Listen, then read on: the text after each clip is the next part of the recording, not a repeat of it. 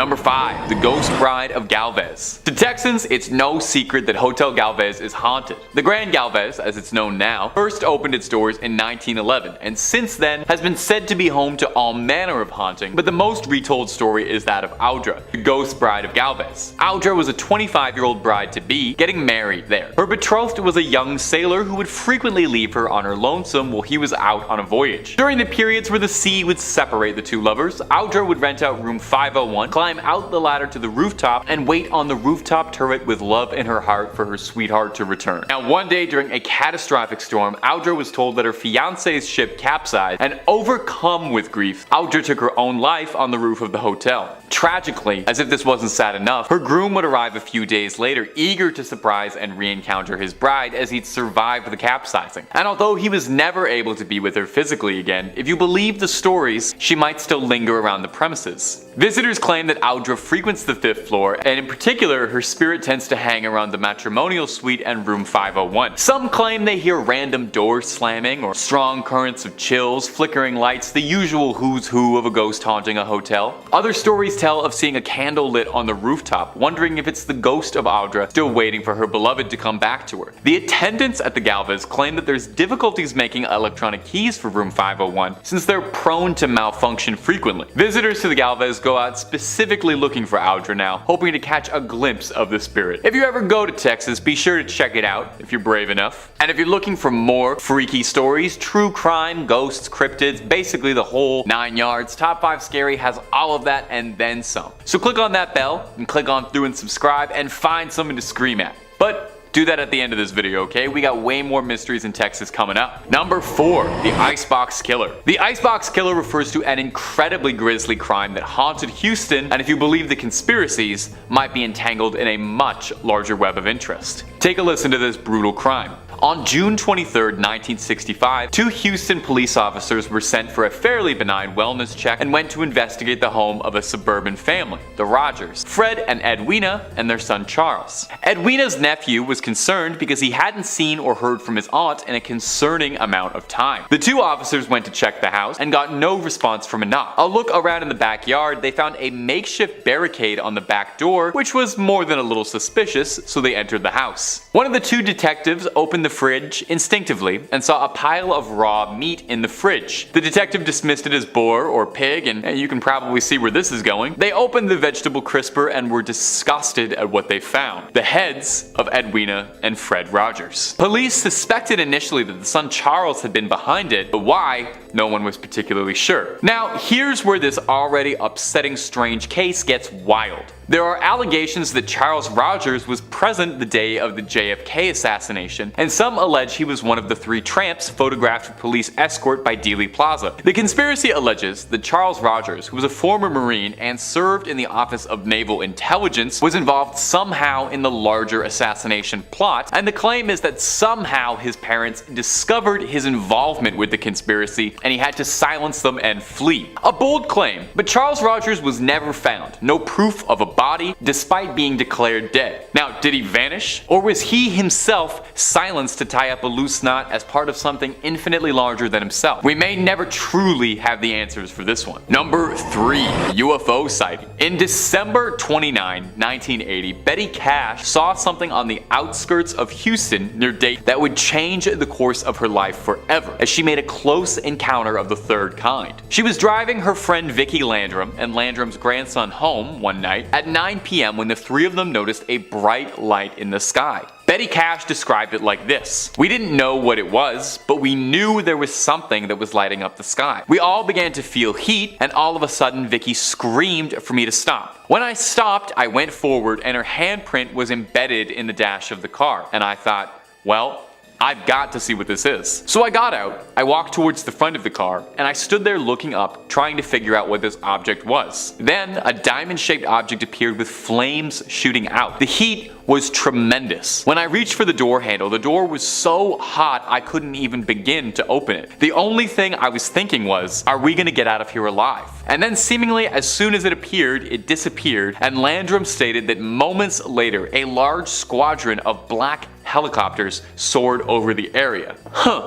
After the choppers cleared, Betty took the Landrums home and retired for the night. The next morning, however, Cash said she was extremely sick, suffering from nausea, vomiting, diarrhea, weakness, and an intense burning in her eyes. Now here's where things get curious. Landrum and her grandson all reported the exact same symptoms. Over the next few days, Cash said her symptoms worsened so much, with large blisters forming on her skin, she eventually had to be taken to a hospital where she was treated for radiation poisoning, and she lost large patches of skin and clumps of hair. To date, there has never been a conclusive answer to what happened to Cash and Landrum. The US government denied any involvement and said they don't have any diamond-shaped crafts like that in their fleet, and it wasn't from their government. Was the military testing new technology on unsuspecting victims? Was it a craft from another world touching down for a moment? There are so few answers and so many questions for this unsolved mystery. Number 2, the death fields. There is a stretch of I-45 highway between Houston and Galveston that is notorious to locals due to the string of violent, horrific crimes that have all occurred there since the 1970s. Since the first body was discovered, it's been thought that anywhere from 33 bodies have been discovered there, and the truly horrifying thing is how little police and authorities seem to have on this case. Initially, detectives believed that this work was that of a serial killer, due to the sheer number of bodies being found in the area, but over time some have wondered if it could be multiple criminals. Most of the victims have been young women, typically around college ages. The FBI has said that the agency's behavioral experts have created a profile of a possible killer, but there are no known witnesses to any of the crimes and no common person to connect them all. An official statement that was given by the FBI said that the signs point to one killer, although multiple killers can't be ruled out. Given the nature of the area where the bodies were found, it was likely someone with roots in the area, someone who would have known these fields were a good place to hide a body. In 1998, a man named Edward Howard Bell was arrested and claimed to have been involved in the deaths of 11 girls in Galveston County. And although he was a suspect in the aforementioned I-45 case, police unfortunately didn't have enough evidence to tie him to those larger crimes. Only one death on the I-45 was ever convicted, when Louisiana police arrested Kevin Edison Smith in 2009 on a completely unrelated charge. A DNA test found that it matched the body of a girl who had disappeared from Texas in 1996 and whose body was tragically found on the I-45. From this confession and conviction from 2 different criminals, it's suspected that multiple people were involved in these grisly crimes. Hopefully one day this case can be closed for good and the I-45 can go back to just being a highway. And number 1, the Servant Girl Annihilator.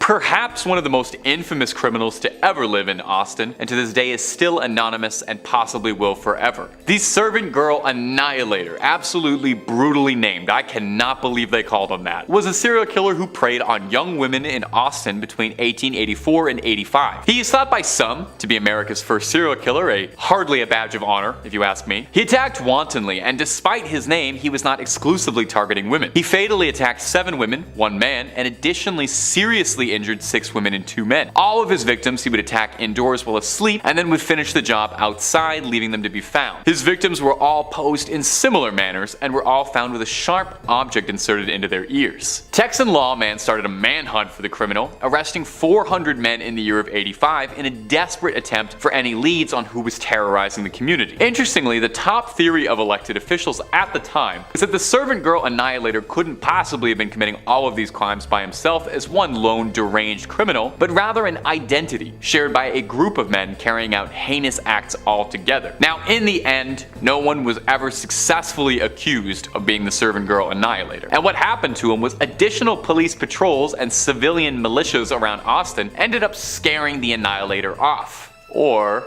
so you think. A theory, although an outlandish one, is that the Servant Girl Annihilator would move to London to continue his crimes, as 3 years later, the Whitechapel killings would start and Jack the Ripper would terrorize the streets of London, leading to some people suspecting that maybe these 2 lunatics were connected in a way. Think about that, a globe-trotting serial killer wasn't content with just one, had to move, get 2 different scary nicknames. Imagine if both your nicknames were Servant Girl Annihilator and Jack the Ripper. A little much for one guy, if you ask me. Coming in at number 5 we have the Narwhal Tusk. If any of you have ever seen the movie Elf, then you're familiar with the cute narwhal in the beginning of the movie, and that movie really brought narwhals to the public's attention and making this sea creature more popular than ever before, but so much about this creature is a mystery. In 1577, the English explorer Martin Frobisher led an expedition of 150 men to the northern Canada in search of gold, but they had come across something they had never intended, and that was the sea unicorn. The myth of the unicorn goes back centuries, and the business of unicorn horn trade was sustained through the Middle Ages and Renaissance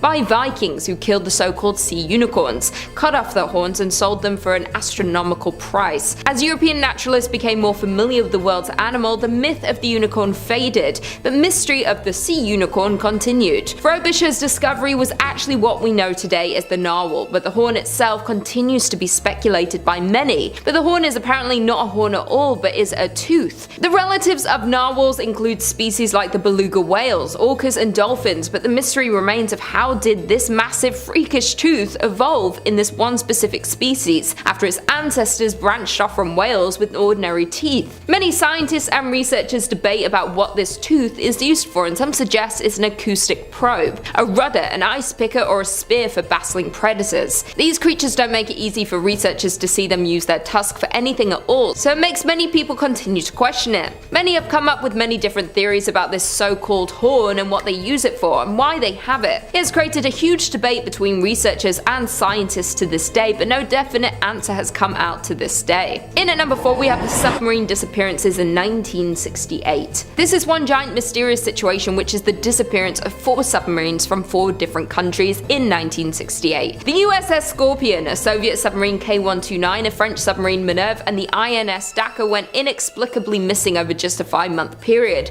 and the last 2 disappearing only 4 days apart. The exact causes of these sinkings remain unknown and remain a mystery over 50 years later. The INS Dakar was scheduled to arrive in Israel on January 29, 1968. When it didn't return, searchers went out to find it, but after a while there was no sign of the missing submarine. So the search ended on February 4th, and the 69-man crew was officially declared dead in 1981. The cause of the sinking was never determined, and theories say that either a mechanical or human error caused a catastrophic accident, or that the submarine snorkel was damaged after hitting another ship, causing it to flood. The Minerve was on the training operation in the Mediterranean on January 27, 1968, and when they were on their way home, the men were caught in a bad storm. When it was 30 miles away from the port, the Minerve made contact with the men on land and said it would port in about an hour, but an hour came and went, and the submarine had never returned. A frantic search was conducted with 20 vessels and aircrafts trying to locate the Minerve, but it was eventually called off on February 2nd when they found nothing. The K-129 with a crew of 98 descended on March 8, 1968, and almost 2 weeks into patrol on the North Pacific, the K-129 failed to send a scheduled radio message. The Soviets soon began a frantic search, and after 2 months of no sign of the submarine,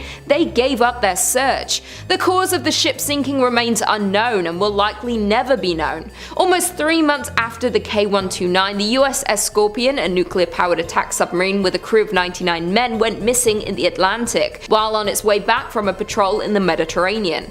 It was sent out on February 15, 1968, and toward the end of its patrol, it radioed that it was expected to return on May 27th. But as you can guess, the USS Scorpion would never return. Like the others, many searched for the lost ship, but on June 5th, the Scorpion and its crew were declared presumed lost. Over the years, there have been multiple searches for these submarines, but only parts have been recovered, and it's considered one of the biggest mysteries that happened in the sea. No one knows why so many went missing in such a short amount of time, how exactly they went missing for so long, and what exactly made these vessels disappear. And this is a mystery we may never get the answer to. Coming in at number 3, we have the Bermuda Triangle. Named for the triangular shape of around 500,000 square miles of ocean between Miami, Bermuda, and Puerto Rico, for centuries the Bermuda Triangle has been mystified as a harrowing patch of ocean where sailors and pilots are prone to lose contact with the natural world and disappear forever. Back when Christopher Columbus first sailed the area, he claimed to see a giant ball of light in the sky that crashed into the horizon and made it glow. Soon after, all sorts of strange events happened in the area, including several boats mysteriously disappearing, and in one incident in 1945, an entire squadron of US torpedo bombers vanished into thin air due to all these weird instances, giving this place the name the Devil's Triangle. The exact number of ships and airplanes that have disappeared is not known, known, but it's estimated that around 50 ships and 20 planes have been victim to the Bermuda Triangle, and many of these mysterious disappearances of these ships and planes have never been recovered. Many see the Bermuda Triangle as a real phenomenon and have multiple theories to try and explain this mysterious place, and some of these theories are human error, paranormal explanations, violent weather like hurricanes, the Gulf Stream, which is a major surface current within the ocean, methane hydrates, which is a form of natural gas that causes bubbles to form around the ship and ultimately sink it without warning. All of these are only theories, and the Bermuda Triangle to this day is the most notorious sea legend of all time. In at number 2 we have the Gulf of Mexico's cursed shipwreck. An estimated 4,000 shipwrecks litter the seabed across the stretch of water, and the Gulf of Mexico is one of the wealthiest locations for maritime archaeology in the world. In February 2001,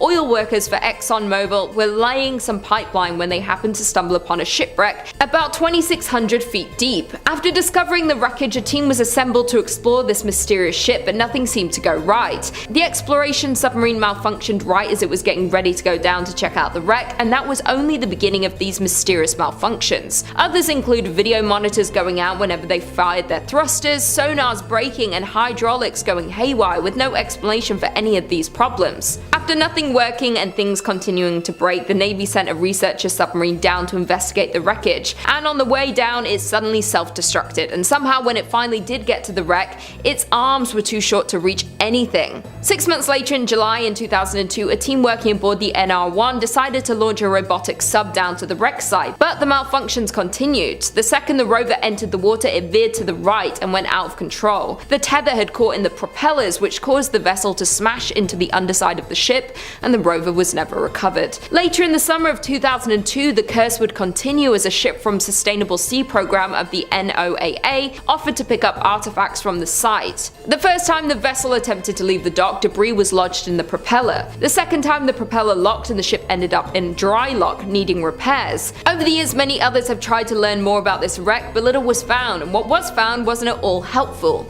To this day, nothing has been able to get too close to the shipwreck to investigate and explore the phenomenon, and very little is known about this mysterious ship. Many believe the lives lost in the wreck continue to haunt the ship and will keep anyone and everything out of it at all costs. And finally, in at number 1 we have the unmapped ocean floor. This is truly one of the biggest mysteries, and humans' curiosity about the Earth's floor is centuries old. Much remains to be learned about the ocean, especially exploring the mystery of the deep sea. From mapping and describing the physical, biological, geological, chemical, and archaeological aspects of the ocean and understanding their dynamics. For centuries, scholars believed the deep sea to be a lifeless place. Until the late 19th century, we've discovered there is a diversity of life and creatures living down there. Many researchers and divers had tried to dive and take submarines down to explore more of this unknown place, but it's very hard due to the extremely cold temperatures, the darkness, and the literally bone-shattering pressure that's more than 1,000 times that at sea level. In 2019, a retired naval officer, Victor Vescovo, set a new record as one of the deepest dives to date, reaching almost 36,000 feet down in a submarine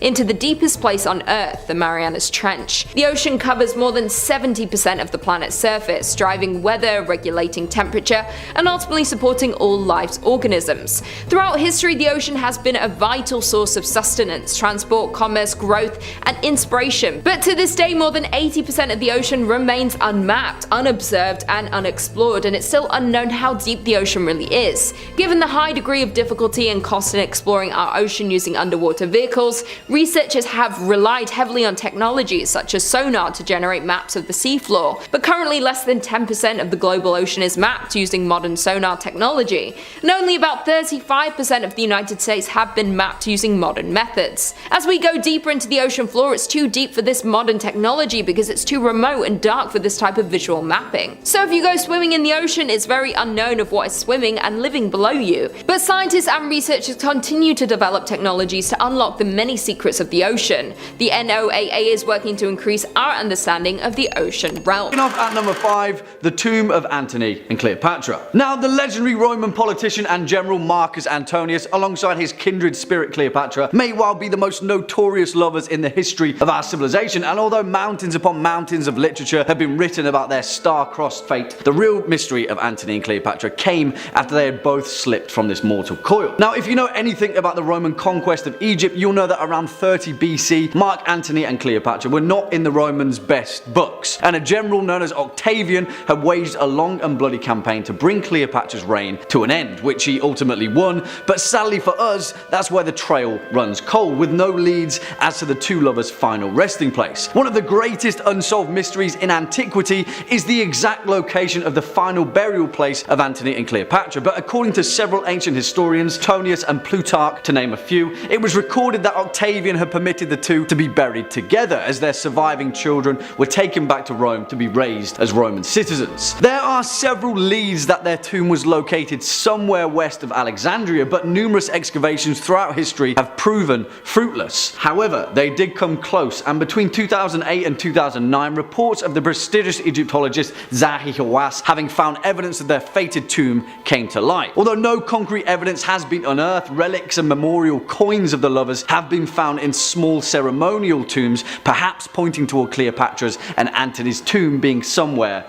in the vicinity. The excavation continues, but whoever stumbles upon the tomb of Antony and Cleopatra will unearth one of history's greatest mysteries. Next up at number 4, the Sack of Baltimore. And now I love this particular entry, partly for its many layers and potential implications, but mainly for the fact that it's a swashbuckling tale of chaos and carnage that seemingly came out of nowhere. On June 20th, 1631, a small village named Baltimore in West Cork of Ireland was randomly and viciously attacked by pirates. Not just any pirates though, but pirates from the Barbary coast of North Africa, which at the time was synonymous with the Ottoman Empire. Now, if you couldn't tell, that's quite a distance. This incident would go down as the largest attack by Barbary pirates in both Ireland and Great Britain, and seemingly the target was a tiny village tucked in the corner of the Emerald Isle. So it posed the glaring question, why? Was it just a random chance of opportunity after the pirates had drifted off course? Perhaps, but it's not likely. See, the attack was led by a Dutch captain by the name of Jan Jansvoon van Haarlem, who had changed his name to Murad Rees the Younger, which, if you can't tell, is a bit of a curveball. But that curveball may have actually been thrown by someone else entirely. You see, despite being a small village, Baltimore was actually in the middle of a power play. At the time, it was under the control of a Gaelic chieftain, Sir Finian O'Driscoll, but the nearby English colony of Cork, led by a man named Sir Walter Coppinger, also had Baltimore in his sights. History is unclear as to who pulled which string, but all signs point toward the bizarre pirate attack being orchestrated by someone else entirely, in the hopes of seizing power away from O'Driscoll. In fact, several texts have even suggested that O'Driscoll's own relatives may have orchestrated the move, as they'd been exiled to Spain following defeat at the Battle of Kinsale. Whoever did it overestimated the bloodthirst of the Barbary pirates though, because following the raid, Baltimore was virtually deserted for several generations. The best laid plans of mice and men, yeah, you know what they say. Coming up next at number 3, St. John's Dance. And you may have heard mention of this one before, but perhaps not in this context. You see, it's important that we note that in modern times, St. John's Dance or St. Vitus's Dance is a terrible disease also known as Sydenham's chorea that affects the nervous system and results in a series of hysterical jerking movements of the limbs, often exhibited in young children. Generally speaking, it isn't infectious, but that doesn't figure to explain the countless records of mass hysterical dancing that occurred throughout history, of literally thousands of people across Europe being afflicted by a manic need to dance. The earliest known outbreak occurred in the 7th century and was primarily thought to occur during times of intense hardship, particularly affecting the peasant and working classes. So what? You're a peasant in Dark Age Europe and all of a sudden you just start dancing and can't stop, somehow infecting the rest of your village, town or city, until there's a horde of people doing the exact same thing, potentially collapsing from exhaustion or dying from a heart attack. Well, yeah, because that's exactly what happened. One of the most well-documented cases was in 1518 in the Austrian city of Strasbourg, where a woman named Frau Troffia began dancing in the streets, and within a month, 400 people had joined her. Yeah, she danced for a month, and loads of people died. Now, there are many theories on the true explanation of St. John's Dance, and scholars still argue as to whether it truly was a real contagious disease or merely a social phenomenon. One of those theories suggests a particular fungi had infected their crops, and another suggests that it was all a misunderstanding and St. John's Dance was actually the practice of some secretive European cult. Yeah.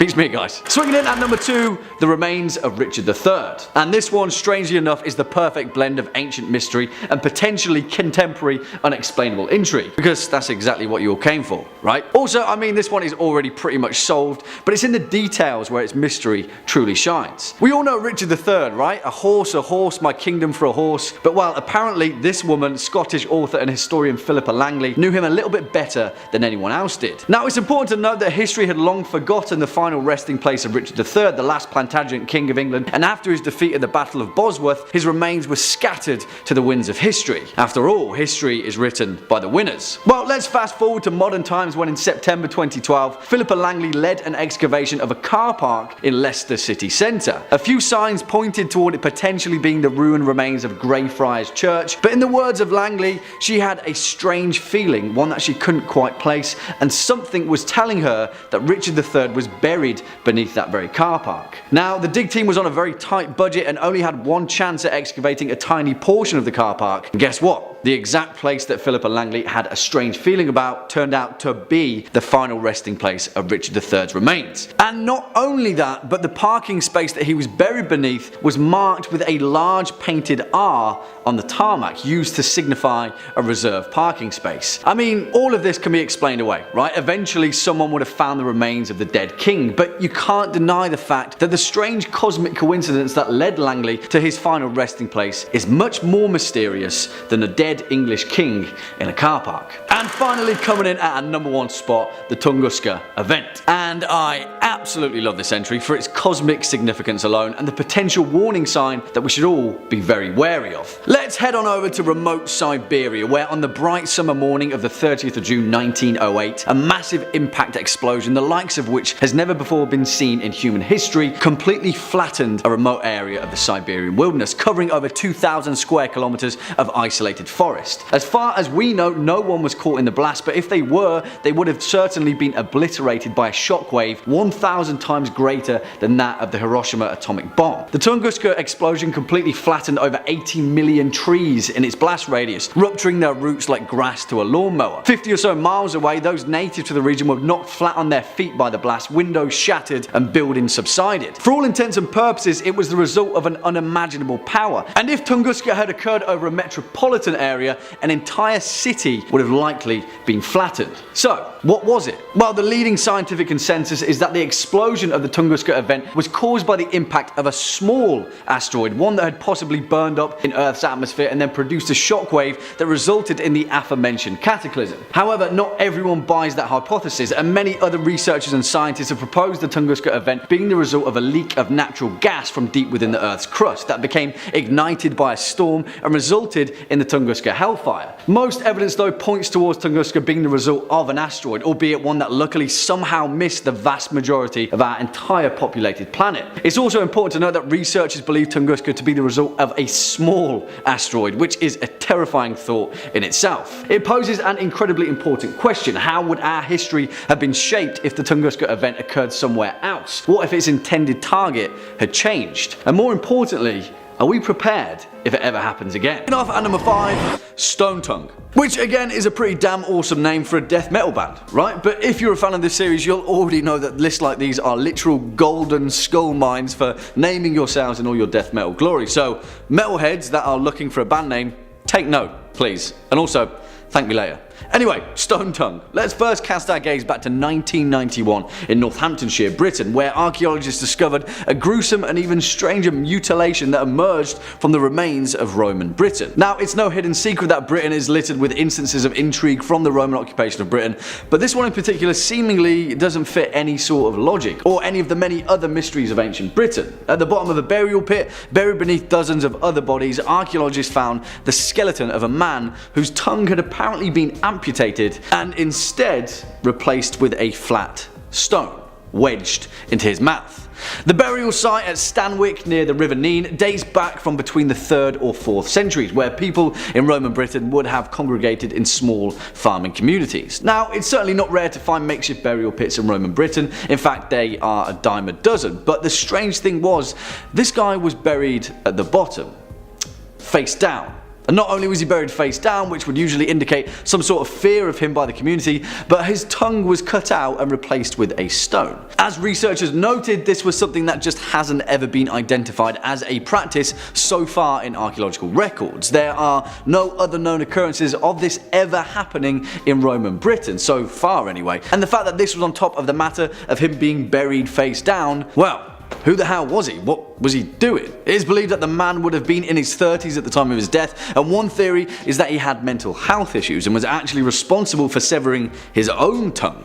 Perhaps the tongue was the community symbolically making him whole again, but then why was he buried face down? Now, archaeologists are currently trying to correlate this practice to ancient Germanic laws, but its place in a small farming community in Roman Britain, yeah, that remains a complete and utter mystery. Swinging in at number 4, Cat Shabib. And I absolutely love this one, as well as pretty much all of the next few entries, because nothing gets my mind whirring quite like an ancient structure that no one knows what the hell it is, or what it was doing, or why it was even there. Let me introduce you to the Cat Shabib, an ancient wall in southern Jordan that since its identification by British diplomat Sir Alec Kirkbride back in 1948 has had archaeologists scratching their heads ever since. I say identification because Kirkbride certainly didn't discover this structure per se, but instead he noticed that whilst he was flying over Jordan there was a very apparent and very clear line across the geographical landscape.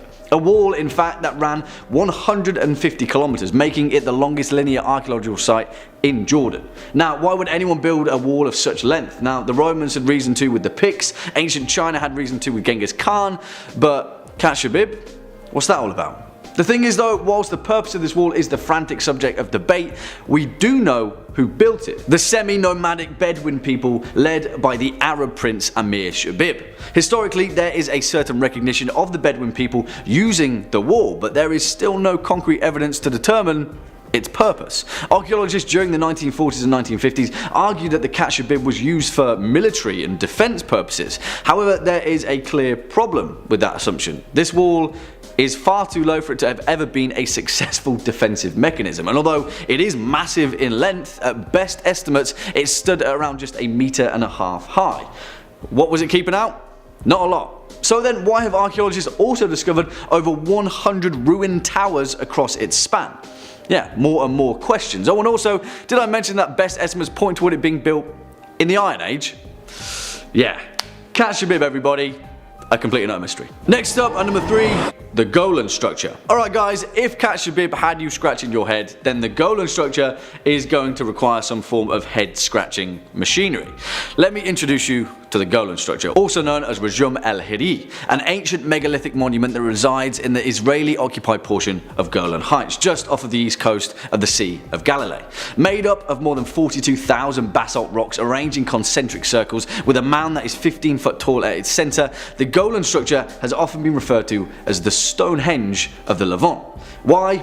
Well, of course, because it dates back to at least the early Bronze Age, to between 3000 and 2700 BCE. So what is it? Who built it? What purpose did it serve? Yeah, that'll be a we don't have a freaking clue on pretty much all of those points. The outermost wall of this structure is 520 feet in diameter and 8 feet high, and since archaeological excavations have thus far yielded very few material remains, most Israeli archaeologists believe that this site was certainly not of a defensive position or a residential quarter, but most likely, as the vast majority of these enigmas are, it was a ritual center.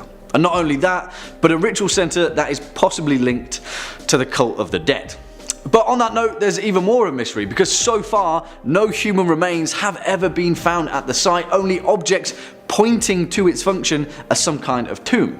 And also, hold on to your hats guys, because this is where it gets weirder. At the centre of the Golan Structure, the actual entrance to a tomb was discovered, one that during the June and December solstices, its axis is perfectly aligned with. Yeah. More questions, fewer answers. The thing is though, as its namesake as the Stonehenge of the Levant, no other structures of its kind have ever been discovered, which is even more of a head scratcher considering the fact that in ancient Britain, as well as in South America, structures like this are pretty common. Some believe that its purpose was to worship Tammuz and Ishtar, the ancient Mesopotamian fertility gods. Others suggest that it was used by the Dakmas of the Zoroastrians to lay out their dead and let the birds remove the flesh from their bones. Some say that it was a calendar or a site night to observe the constellations for religious calculations.